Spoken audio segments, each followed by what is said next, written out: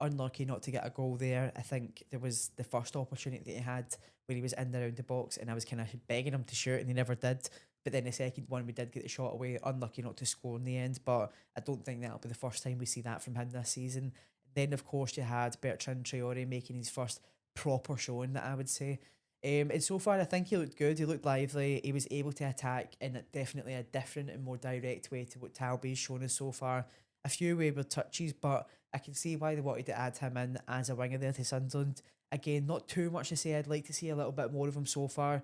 I think it'll be interesting to see with these wingers that are the new players, I guess, that we've not seen too much of, how much they look like Regis players, because I don't know if I've mentioned it in this video, if it was in one of the multi recordings that I've done of this.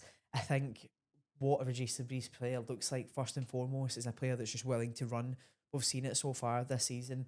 All of our players, how hard they're willing to work. For me, that's why I pick Enzo Lefebvre over someone like Adinkra on that left wing, and it's just because I think that Lefebvre works infinitely better than Adinkra does off the ball in terms of not only tracking back and putting the pressure on, but actually making the ball recoveries and trying to get win possession back.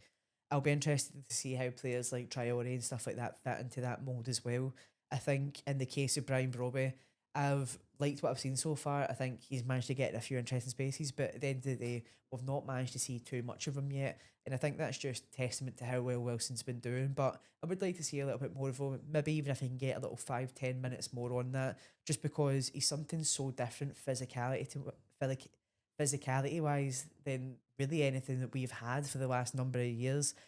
Or really, I can't really think of many players like him, to be honest.